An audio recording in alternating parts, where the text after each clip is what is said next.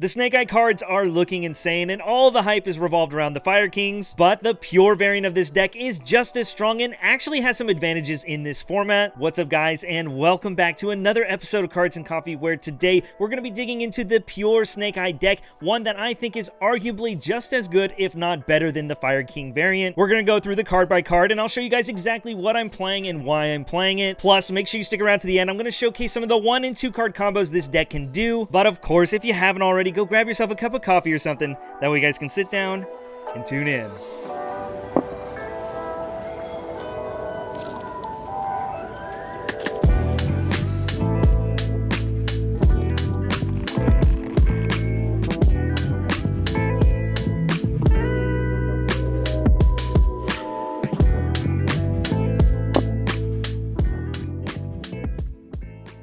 So pure Snake Eye actually feels insane right now. Of all the fire decks right now, this one feels the most consistent. Plus, this variant has so much room for non-engine, it's really crazy. But without wasting any more time, for our Snake Eyes, of course, we're playing 3 copies of Ash, 2 copies of Poplar, a copy of Oak, just like our Fire King variant. But now we're also adding Birch as an extender, and since we're playing pure, we play 2 copies of Flamberge. In case you don't know what Birch does, basically if you control a fire, you can special summon it from your hand. Plus, as a quick effect on your opponent's turn, you can send itself and another face-up card to the grave to summon another Snake Eye from your hand or deck. The effect doesn't always come up, but there's a lot of technical things you can do with it. You definitely need the extenders now that we don't play the Fire Kings, but that's also why we're playing 3 copies of Diabellstar. Again, this deck is so consistent. There are so many 1-card combos this deck has, plus a bunch of 2-card combos as well. And since we're not playing the Fire Kings, we do have another level 1 fire target in the deck. Jet Synchron is our level 1 tuner of choice to, of course, go into our synchro plays, setting up Boral Savage and, of course, Baron de Fleur. Plus, generically, this is actually an amazing extender, being able to just bring itself back by discarding a card. For the engine spell cards, we're playing 1 copy of Divine Temple. This card is so amazing in this deck. In case you don't know, when you activate this card, you can put a Snake Eye monster from your hand, deck, or graveyard face up in the spell and trap zone. Plus, all your level 1 fires gain 1100 attack, so these little guys get really big out of nowhere. But the main thing that makes this card so great is when your opponent summons a monster, you can special summon one that's in the spell and trap zone. This is during either player's turn, so even if you get hit with Nibiru, then you can keep extending. Also, if you're trying to play into boards and your opponent's bringing back stuff like Princess, then this field spell gets you more bodies as well. There's so many things you can do with this field spell, but of course we're still playing the OG Sinful Spoils. You could get away with running 1, but I personally like running 2 because hard drawing it's really well because you have a secondary target in deck. A lot of the times your opponent's gonna hand trap you trying to keep you off this card, so being able to have access to this as a pseudo extender or being able to prioritize getting the field spell instead just makes it that much easier to combo through hand traps. Then of course, for consistency, we're still running 3 copies of Bonfire and 3 copies of Wanted. With these, that's 12 1-card starters, and when you draw 2 of them together, you can make some really crazy first turn boards. But again, make sure you stick around to the end because I'll showcase both the 1 and 2 card combos of this deck. But as mentioned, this deck has so much room for non-engine, so you can play so many hand traps alongside whatever tech cards you want to play. For my hand trap lineup, I'm running 3 Ash, 3 Nib, 3 Droll, 3 Impermanence, and 2 Effect Veiler. I'm not gonna lie, I even want to run the 3rd Effect Veiler. I feel like these effect negation cards are actually some of the best hand traps right now. I know a lot of people like to focus on Droll and Nib, but trust me, a well-timed Veiler or an Imperm could just end a turn right there. But instead of more hand traps, I'm actually opting to go with 3 copies of Talents alongside 1 Called by the Grave. This deck is another deck that can abuse Crossout Designator as well, so that's something to consider. One quick note though is there's a lot of people that have been pivoting to board breakers rather than hand traps, but I'm going to tell you now, if that's the case, then this deck is the way to go because you put up Omni Negates so easily in this deck. Again, the Fire King deck is amazing, but it only puts up monster effect negates and interruptions with removal. But again, test this deck out for yourself. There's so much room for innovation. But before we hop into the extra deck, I just gotta showcase these amazing Imperium Duelist sleeves. These SP Little Knight sleeves from Imperium Duelist are so amazing. Plus, it's the year of the fire, so you gotta get the right gear for your deck. If you want to help the channel out, make sure you guys go check out their website and use my code COFFEE10 at checkout. Save yourself 10%, plus a portion comes back to the channel,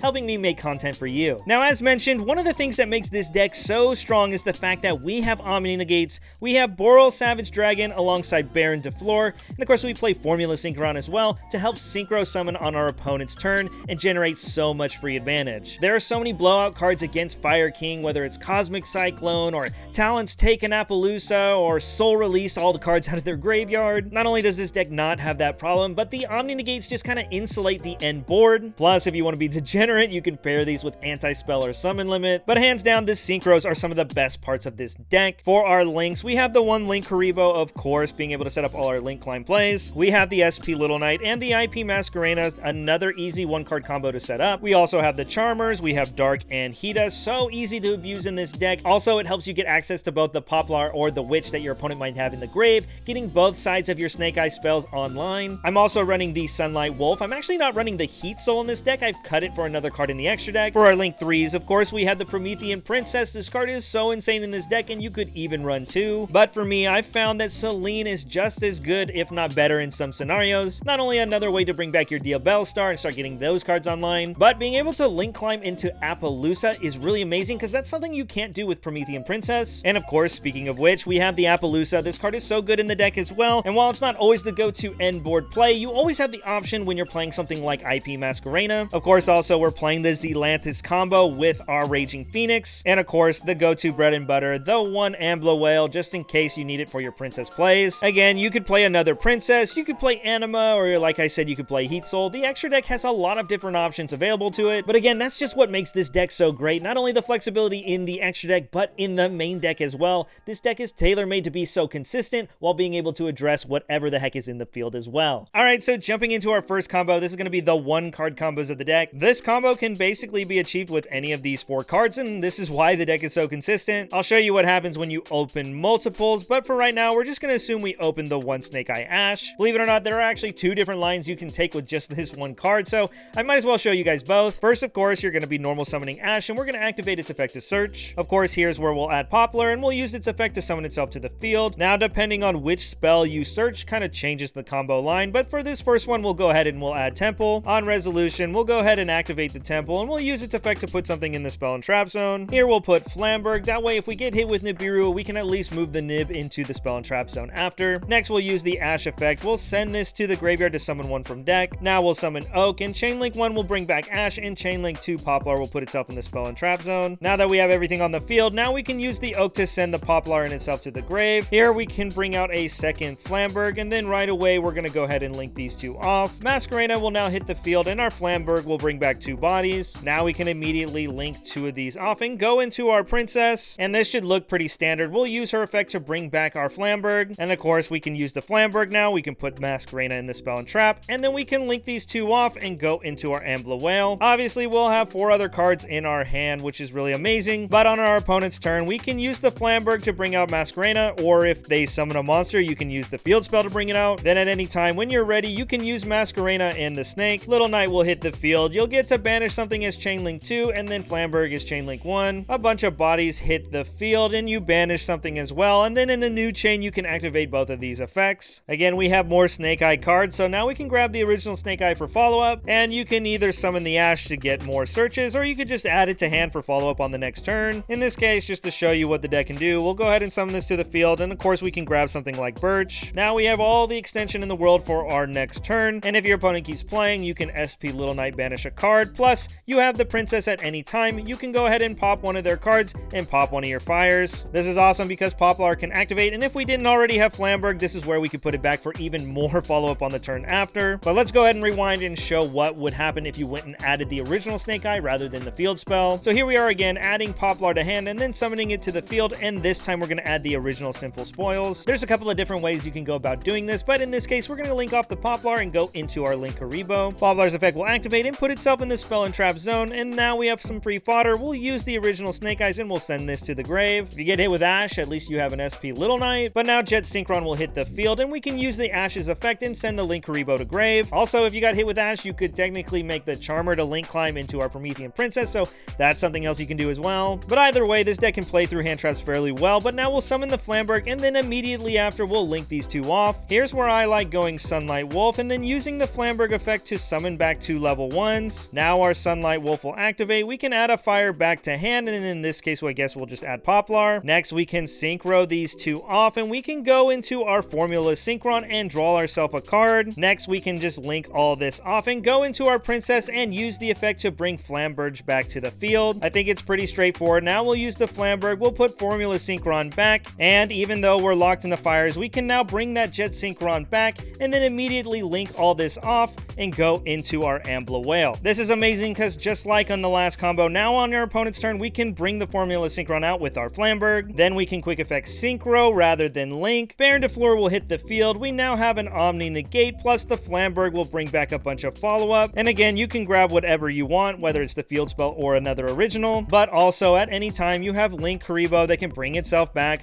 Plus, you also have the Princess that can bring itself back and pop one of their cards. The sky's the limit with this one card combo, and there's so many different ways you could do it. But now let me showcase what happens with 2. This deck is so crazy, and I think you're gonna love what the end board is. Alright, and now we're gonna be going over the 2-card combo of this deck. This is the full combo that this deck can do. Again, you technically have 6 copies of each of these. You need an Ash and a Diabellstar. I really like this combo because it checks for a lot of hand traps along the way and can play through them as well. But we're gonna assume we go full combo here. Starting things off, we're gonna normal summon Ash just like last time. Of course, we'll add the Poplar, and then we'll use its effect to summon itself, and now we can use its effect to search. And since now we have Diabellstar to get our original, we can grab the field spell and activate it right away. After that's activated, we'll use its effect, and here we'll put a Flamberg in the spell and trap zone. Then once this resolves, we're actually going to link this Poplar off and go straight into our Link Karibo. Once it hits the field, our Poplar activates. It'll put itself in the spell and trap zone, and now we have free fodder to summon our Diabellstar, and we'll just send that Poplar to the grave right away. Diabellstar's effect will activate on summon, and we'll set the original Simple Spoils face down, and right away we'll fire it off. We'll send the Link Karibo to the grave, and this is where we're going to summon our Jet Synchron to the field. And here is where we hit 5 summons, and your opponent will have to Nibiru you here. Otherwise, you're going to put up an Omni Negate right now. But the crazy thing is, if you do get hit with Nib, now your field spell will activate, and you get the Flamberg out on the field.